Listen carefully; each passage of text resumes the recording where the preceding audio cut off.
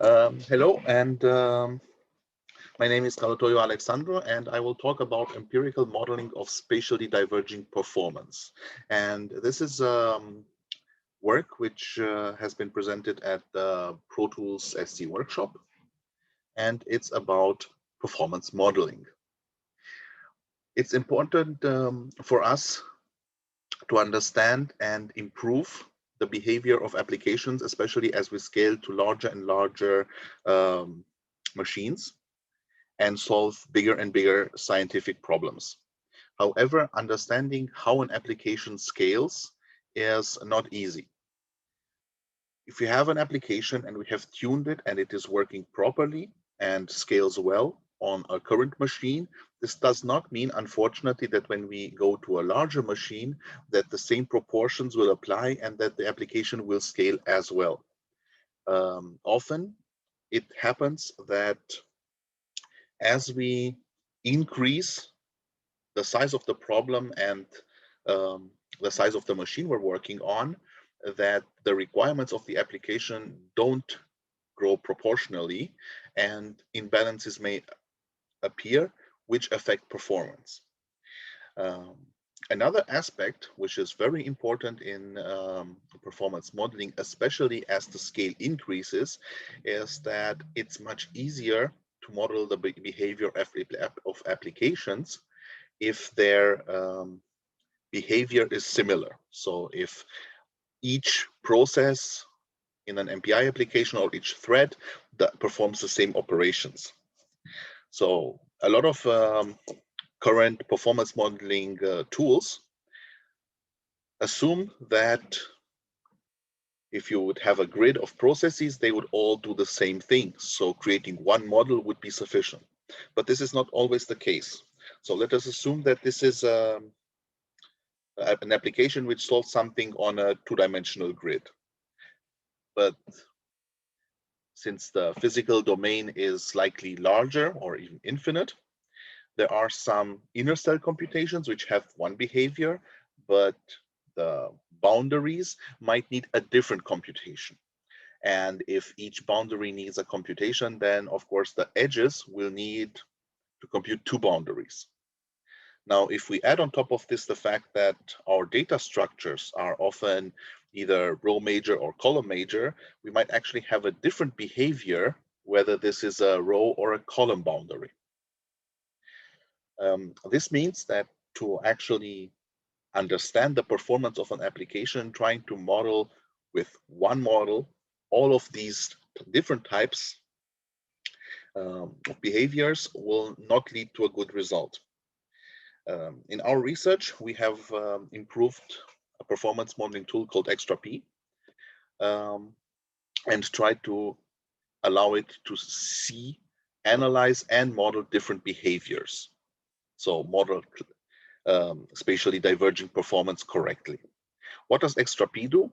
It takes small scale measurements and it leverages the fact that most of our computer programs to date have quite simple performance behavior. So in other words, humans write code which is classifiable by polynomials, logarithms, and combinations thereof. It is quite hard to find programs which can't be classified as behavior in problem size or process count not expressible through the performance model normal form. Something like a logarithm or a polynomial expression. And what XtraP does is gather these small scale measurements and for varying number of processes or varying numbers of problem sizes and tries to use cross-validation and regression to find the best model from a certain set of candidates. And even with a small number of options, this can be surprisingly expressive. So one example would be that we could find that function call, an MPI receive in that case, would grow with 4 times the square root of the number of processes involved in that application. The advantage of this over other types of models is that they're very intuitive. They're almost like a model for complexity, an expression of algorithmic complexity, which most of us are familiar with. They are human readable and they are easy to understand and even linked to the code itself. How does this work in detail? Well, we take the application, we instrument each and every function call, and then after getting the small scale measurements, we create these human readable multi-parameter performance models. There is one detail though. You have to imagine we take, for example, 4, 8, 16, 32 processes and 64 processes, and then want to create a model for how the program scales.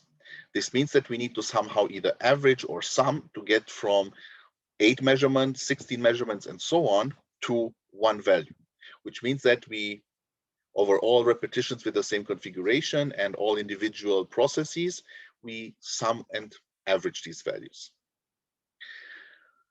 Going back to what I said earlier about spatially diverging performance, this is an issue because one performance model does not necessarily fit all, especially if we would have something like different behavior if it's a top edge, a bottom edge, a left or a right edge.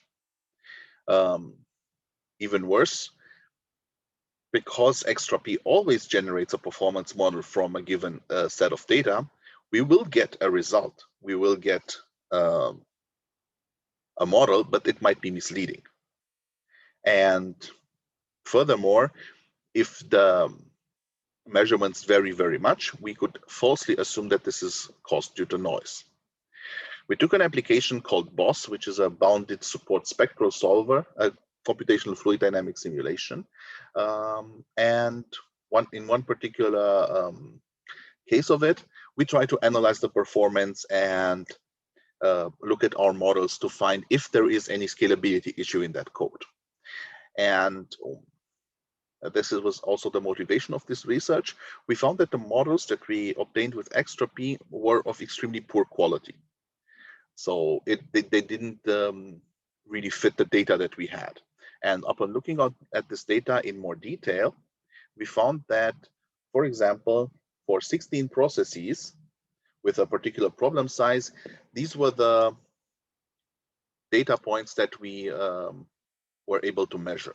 So in this case, it's quite clear, just by inspection, that it's not one behavior, but rather 4 different types of behaviors. And once we realized this and looked at a bigger set of data, so this is with 64 processes, again, we see that some MPI processes finish quite quickly, but some take significantly longer time. Now, the question is, how can we separate these different, qualitatively different measurements into different behaviors and model them together, especially given that we might not have the same number of data points in each experiment. One issue here is that, well, this is, for example, 5 repetitions of 32 processes, now plotted all in the same graph. We have the problem here that, well, the first bucket, so to speak, in our clustering, this the green triangles are really easy to understand. They have almost the same value. But now for the other data points, the colors and shapes you see on the plot denote one possible split. But this is by far from the only one. And something like k-means doesn't really help us here, because as the points go into higher and higher absolute values, we would get either one cluster for each of the high value points or very many small value absolute points in the same cluster, and neither is fitting for our approach. Therefore, we have decided to leverage something called clustering using relative distance, which is an algorithm from Shah et al. And their idea is to classify a set of data points into clusters, but they also use a threshold so that they take into account the absolute value of the points. So they first sort the points into in ascending order, and they add the first point to the first cluster. And then as each new point gets added, they check and see whether the new data point is within 10% of the original cluster value. And if it's within that value, it gets added to the same cluster. If not, we open a new cluster. And then we repeat, but we always consider the value of that particular first point in the cluster to decide whether to open a new cluster or not. Which means that now, of course, we have this new point which has 400 seconds. Of course, this will be a new cluster, but now if you have 420 as a next data point, this will be in the same cluster because this is beneath the 10% threshold. So although the difference between D2 and D3 is 20 seconds, and that meant that the D3 point ended up in a separate cluster, the point with 420 seconds will end up in the same cluster as the one at 400 seconds. What does this mean in practice? Well, we can have these very large difference between points at a large scale, and we can have still have discerning values for smaller absolute value points. Now, how does this look at in practice? Well, when we created the performance models originally, we were able to see that the behavior of the inner points had a very good adjusted coefficient of determination. This is this R squared value here. This is because those models were very exact. They had very little variation. All the other models had fewer points and significantly more variance from measurement to measurement. And their models are also of significantly poor quality. So the adjusted R square, as you see, is significantly lower. This led the developers of BOSS to analyze their code and find that indeed, in their attempts of optimization, they left out this boundary condition because they considered that most of the code will be focused on the inner computations, and that's the routines they spend their development time on, but they neglected to vectorize the boundary computations.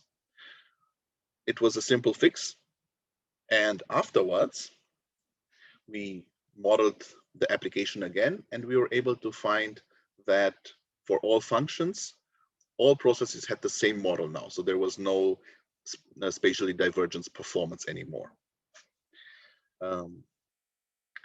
Now, what does this mean for the runtime of BOSS? Well, depending on the problem size and process count, this was a significant performance improvement for BOSS as a whole. This means that by looking and discerning in performance modeling, also not just for which function calls have performance behavior which is likely to create a bottleneck, but also within a function call, if there is one or multiple behaviors there to be analyzed, we can find and eliminate scalability bottlenecks. Finally, before I conclude, there is a new release of the XtraP tool, which also includes these features. And this new version is a Python program, and you can even install it over pip. With this, I want to conclude by saying that the clustering with relative distance allows the classifications of such performance behaviors, and no additional effort is required on the user side. So just by running the performance modeling as they have in the past, users can now obtain this additional information at no cost. Of course, if the user knows how to cluster this behavior, so could provide us with the rules of how to divide our structure of processes into clusters, then the whole process becomes significantly more detailed and more precise. But this is not necessary. With that, I conclude my presentation, and thank you very much for your attention. Thank you, Alex.